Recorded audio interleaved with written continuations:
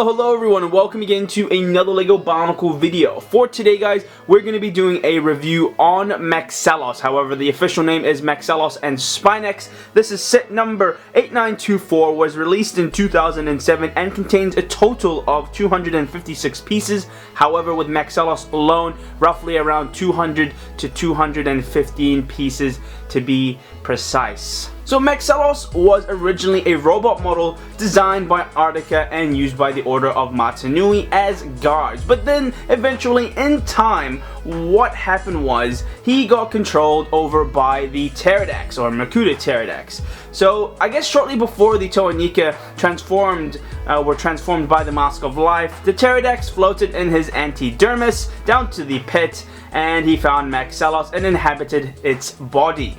From there, as we all know, the next kind of processes happened when the Mask of Life also transformed the Matoran Dakar into Hydraxon and made him the new jailer of the pit, chasing after all the other escapees. For example, he killed Nocturne and tries to chase after the Tawamari, thinking they are, I guess in a way, fugitives or evil or something like that. And he did eventually capture Matoro. Yes, guys. Unfortunately, he captures him, and in the end, Matoro actually meets up with Maxilos and Spinax in the cave. So he gets introduced to them, and from there, they kind of form an alliance and help each other out. So in a way, Maxilos was a good robot. He did follow orders, but he was on the side of the Tawamari, helping them out, trying to slip and escape away from Ihlik, because they did encounter Pradak and Takadox in the Takia hunting ground. So eventually, as you all know, because the pterodax had control of Maxilos, he had a fight with the Baraki, and unfortunately, because he can't seem to use him very well, Maxilos' body was badly damaged, like literally to the point of near death, and pterodax was obviously forced to leave. And as the situation began to wind down, Hydraxon discovered the now liberated robot and picked up its parts, planning to repair it. However, seeing that it was beyond repair, Hydraxon decided to discard, unfortunately, Maxilos, and so from there, that's what happened with Maxilos. Just to show you the leg build independently, here you can see, guys, with the feet there, pretty cool articulation. I love the piston idea with the leg there. It's very unique. Of course, it does exist with some Titan sets, and I think it's a great idea to implement. Some, articulation left and right, but mainly up and down. And I love the idea of using 2 feet in order to form just one big foot there. I love the design that the LEGO creators did, and it just looks great. One thing I don't really like is the fact that you just have a standard looking lower half leg piece there that's just meant to be an armor shell as well. That kind of lacks a bit. So it does lack a bit, I would have to say, just because, armor shells aren't really covering as much. But then again, this is a G1 set, so I can't really complain. In terms of articulation, guys, great articulation in the knee there. So you can see you can move it forward, you can move it back, you can move it side, you can just move it up and down like that, guys. Just great articulation with the knee there. That's something I really like, of course, especially with the added piston bit. So you can see there, you can almost get a 90-degree angle. Just, you can't, I guess that is a 90-degree angle, but it does hinder it just a bit, so you can't go all the way down, but that is still great. And of course, you have the shell here, which you can move up and down. Oh, sorry, not up and down. You can remove up and down. So you just pull it out and then pull it back up like that. So that's pretty cool. And then you have this little armor shell here on the side. But overall, guys, it is a nice leg build. Like I said, it lacks a bit, but overall, I really like it. So literally from that, guys, you can get some awesome articulation. As mentioned, you can really pose this setup. If you really want to bend the knee or something like that, you can bend it, or you can do some great things. Maybe get him into a fighting pose, or maybe crouch him down, or or something like that. You get what I mean, guys? So there's quite a few combination of things you can do with the legs there. So overall, articulation is just great on this set with the legs. Not only that, guys, he is super tall as well, which is a nice feature to have. But not only that, just hold the camera there still, you can see that his body, I guess his torso area, is quite slim. However, it is very nicely compact and covered up well. You have this little armor shell here, or big armor shell I should say, that covers up the front of his body there. I like the idea, and the use of these kind of claw pieces there, used as in a way shoulder / chest pieces, which I really like. You can see that it kind of adds a bit more, you know, width to his size there, and I really like that. Something that you don't really see much happening with Titan sets. A lot of the time they just use wide body pieces to kind of implement and use that wideness. So I like how they use this instead of just using this big fat wide body armor piece, not body armor piece, like just the body frame piece. If you guys get my idea. So that's really a great feature to add. Something that's also very interesting about this set is his mask. Now the mask doesn't have an official name, but the fact that they've added in these little pins here to the side is something that's quite unique, and I have never ever seen before in any other mask, from any Bionicle mask, to be honest. So this is something quite interesting. I don't know why they would implement something like this. Maybe like a, you know, like a police siren thing, maybe because they were robots and so they did follow orders. Maybe it's a siren saying that there's an enemy coming, so they have to attack or something like that. But that is a very interesting concept of adding in these little pins here in the, I think that's medium trans light blue or something like that, but overall very nice. And I love the articulation here. Free, you can do whatever you want, move the head back and forward, side to side. It's just honestly great. Held in by this connector piece here, double-sided connector piece, which you know, is great for a lot of articulation movement in the head. Moving on to the arms. The arms are also great too. You get some great articulation, freely moving as well. It's a bit loose just because there aren't any friction connection pieces going on, but what I love the most, I think, about the set is, look at that, guys. That is something unique as well. This I have never seen before. A piston in the shoulder as well. Who would have thought of something like that?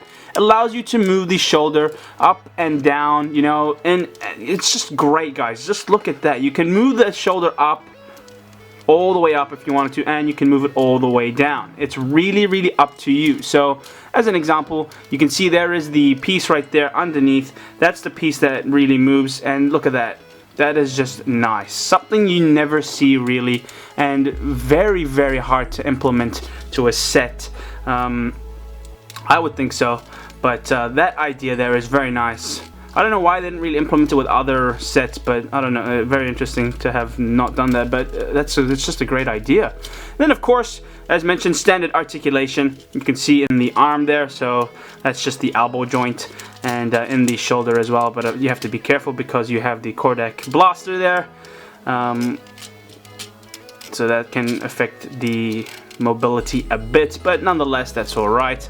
Then unfortunately I kind of don't like how they've implemented the use of these claws as hands. I don't really like that idea. They should have used articulated hands, kind of like with Hydraxon, except a better design than Hydraxon's, because Hydraxon's design was really bad, if you guys have seen it. So great articulation though. Of course it's held in by a red connector piece there, so great movement, and I'm really happy with it overall. I like the concept, just it looks great. But I guess overall you can just agree with me that I think that the set lacks just a bit of armor. You know, you have this, you know, back piece here which is originally meant to be a Hordika body frame kind of armor piece, but here when it's used, you know, it's meant to cover up the back, and that's what its main purpose is, and that's all there is to the back. That's it, just that piece there.